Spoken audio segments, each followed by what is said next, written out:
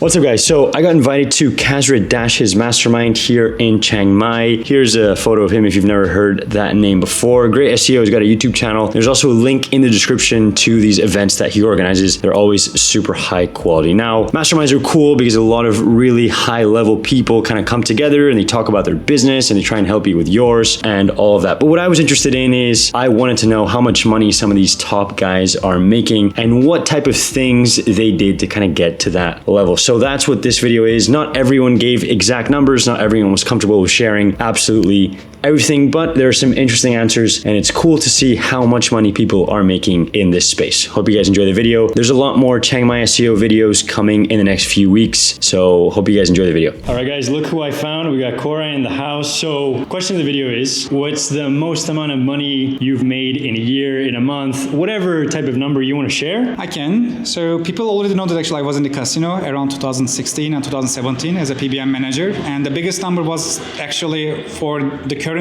exchange rate on that time. It was over 50 million. And it was unfortunate like in 3 months. And then we had to create a crypto exchange platform for accounting reasons. And then there was another hack situation. So as you know, the crypto and also casino is a very hurricane industry, I can tell. So we also lost some of that. Wow. But later.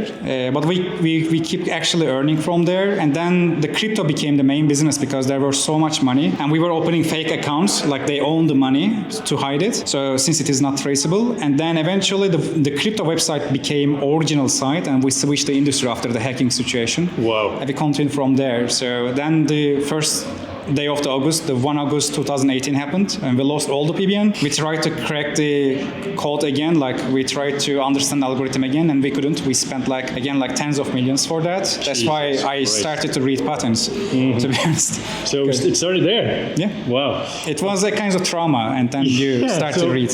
Okay, so 50 million in revenue. What's the number one thing that brought you to that point of making that insane amount of revenue? The personality-wise, I believe being open to do new trials, because on that timeline, we were using fake traffic. The funny, but because when I joined to do that business as a partner, there was a person and he was first actually, they were using another method. They were registering the ads clicks, like organic clicks, to play with the CTR. Then that stopped, they patched that. And then we also started to use this pop ads, fake traffic. Basically, when you send like 3-4 million clicks to a website suddenly, and you also send all the links to that website from your PBN, it starts ranking higher permanently. And sometimes you need to do it like multiple times from different countries as well. And whenever we were doing this type of traffic or fake traffic, when I say fake traffic, they are actually real humans, but they just come from different browsers, different countries, from different ads basically.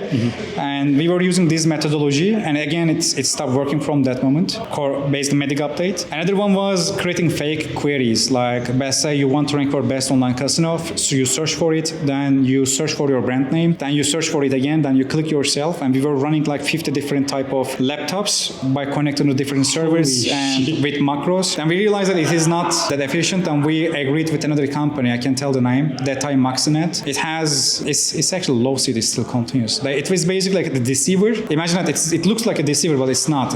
From the behind the scene, even if it is connected to your, let's say, TV or whatever, it just does these type of searches at the behind. And we had a deal with them. Another company from Panama also was doing the same. But lots of shit actually, I can tell. It's just fucking like, crazy. But earlier times was easier, and once they all stopped working, then I went to the military.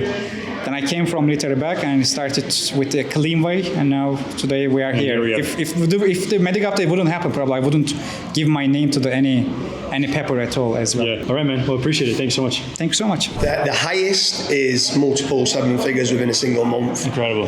So it doesn't happen every month, but you've got to grasp those months where it's good, make certain you increase the ad spend, and it can be from both organic and also from PPC. So what do you think was the number one thing that took you to that level of revenue? Do you know what? A lot of people come to these mastermind events and they always think they're going to get some big magic button knowledge bomb, and a lot of it just comes down down to consistency and being persistent in what you're doing. So like yourself with regards to the YouTube channel, you consistently post amazing content. People are going to subscribe. People are going to come back. Like, that's what people need to start doing. People just procrastinate too much. The prioritization's all over the place.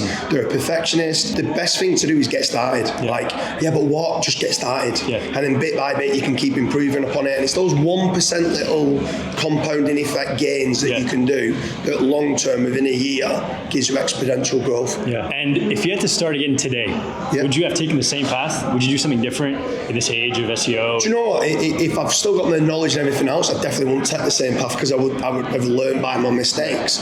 But too many people, with regards to a billionaire, you speak to any billionaire, no one ever made the millions or billions in the comfort zone. You've got to stretch that elastic band as much as you can. You've got to push those boundaries. You've got to fail often, but you've got to learn from your failures, and you've got to thrive off losing. It sounds very weird, but generally speaking, when you lose or when you fail, that's where you learn. And if you can make certain that gives you the energy and the fuel, that's where you're going to win long term. Brilliant. Thanks so much. Cheers, thank you very much. Yeah, so my company is an affiliate company. We do around 7 figures? No, 6 figures monthly in revenue. Then half of that is ad spend. And then we're now optimized for profit. So it's multiple 5 figures a monthly salary for me, because I own 40%. I have a co-founder who owns 40%. I have 2 investors. So do know I only get 40% of that, but that still ends up in multiple 5 figures. Incredible. Thanks for sharing that, first of all. And main question is, what was like the one thing that allowed you to get to this point? Multiple 5 figures, it's an insane amount of money, right? Yeah. So the most important thing is if you have something that works, just fucking repeat it all the time. I see so many marketers, they're like, oh wait, I can also do this. I can also do this. I can also do something else. But I just saw like, okay, cool. I'm in a content business as an affiliate marketer, in most SEOs too. So, okay, what content formats work best? How can we make more of that? How is it related to keyword volume or specific niches in my affiliate sites? What products work better? And then just try to optimize that one process. And that's actually the best, because when we divert it from, oh, you know what? Let's not make more content. Let's do the email list and try to build a brand and all this other stuff. And then we just didn't grow until we went back to growing the one thing that worked and gave us predictable results. If you have something that gives you predictable results, as an agency, that can be a sales and outreach process, or maybe YouTube, also for instance for you, just make more videos. And while you're making more videos, try to optimize that whole process. What are better topics, bigger people to interview, better thumbnails, all that stuff, because inside that there's already so much to do. And if you then also decide, oh, you know what, let's also make Instagram Reels, TikTok Shorts, and try to do PPC, then it's like, but then you still have to do that one thing very well, and you don't have all the energy to do it even better, optimizing it throughout the way, and you're producing less videos, for instance, so that will just be a distraction. And so if you were to start again today, would you do the same thing? Would you build the same content business? I always think about Amazing. it. Like, fuck, I just wish I did it earlier, when I was 12 or something. I just wish that more just sites. Middle school, just middle school, when you're nerding out. And the moment I made money, just do that faster and faster, because then I will have had a bigger peak, basically, until, of course, the Google updates come. But, Amazing, man. Thanks. Appreciate it. Cheers. In a month, £87,000. So what, $110,000, $120,000? Something like that. That's pretty sick, dude. Yeah, it's cool. Pretty good. It's cool, yeah. So what do you think was the number one thing that took you to that level? The number one thing that took me to that level, leverage. Like, first of all, building an audience, and then finding the best way in order to leverage that audience to make money, basically. But the first thing I did was build an audience. So like with my tool, I built a waiting list. The agency, I built a list of people that are interested in the services. Sick. Do you think that if you were to start it today, would you do that same exact thing? Does building an audience still make sense today? The first thing I would do if I started again would be do stuff for free. Like, you're going to be shit when you first start off. So just do something completely free to build those base skills in the area that you eventually want to be in. So if you want to be in SEO, do free SEO work. If you want to be in SaaS, work for a SaaS company for free. Find someone that you want to sort of aspire to be like and just work for them for free. And then if you can, document it to build an audience in that space so you can then monetize it. I think it can be done. It's what I guess we're both trying to do on our YouTube as well. So that's what I'm doing right now. So that's exactly what I do. And I guess you yourself, you're a testament to that. Absolutely. So yeah, right. I would 100% do it. Appreciate it, man. Thank you. Cheers, mate. So I cannot tell you the exact number we're making. My accountant would kill me. Yep. But I can tell you in a way, you can calculate that we are making 6 to 7 figures a month for clients in US dollars, and we are taking percentages from the clients, so you can calculate and take an idea how much we can make. Amazing. Yeah. Great. That's a lot of money. You're doing super well. Question is, what's the number one thing that has brought you to this point to making this much money? Okay, so the number one thing which has brought me here is that to actually sit and repurpose our services. We were doing a mistake, like we were selling combos, undervaluing ourselves. So I could understand that this is not the right way. I sit with my co-founder and we discussed that every service has to be mastered first and then had to be sold differently. The value should be different. For example, ads and stuff and other things. Everything has to be packaged, mastered and sold differently. Then the client would value and we can even upsell. So the upsell and selling everything and giving results in everything, departmentalization was a game changer for us. Yeah. And if you were to start over today, would you do the same thing? Would you do something different?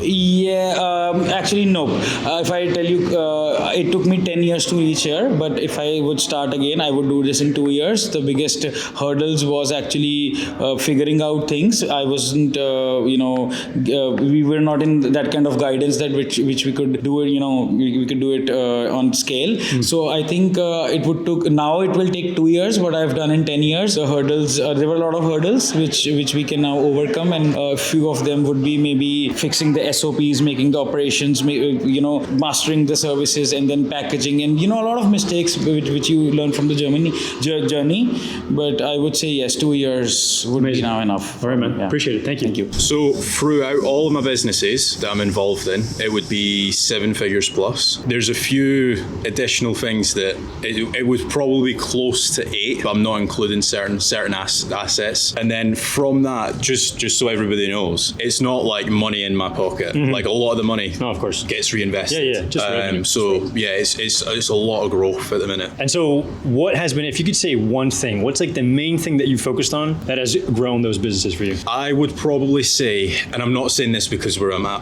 mastermind, but networking. So try and find somebody that has done what you're trying to achieve and stick to them like glue. Like, for example, I found Dooley and he's been able to hold my hand in certain times where I'm like, should I do this? And he's like, no, I've tried X, Y, Z. I don't recommend doing that. Do this instead. So they're just fast tracking your way of success. I think that's really helpful. A lot of people are scared to fail. Again, one of the main reasons why I've set this up is because go back 6 years, right? I was probably the quiet one in the corner, but asking a lot of questions, as soon as you go to like even an SEO conference, trying to find like guys like yourself, trying to find guys that have made stupid amounts of money on SEO and essentially figuring out like how have they done it? Is it because they've scaled out a really good content team? Is it because they're doing a lot of link building? So that's another thing that I would probably say. Brilliant. Appreciate it. Thanks.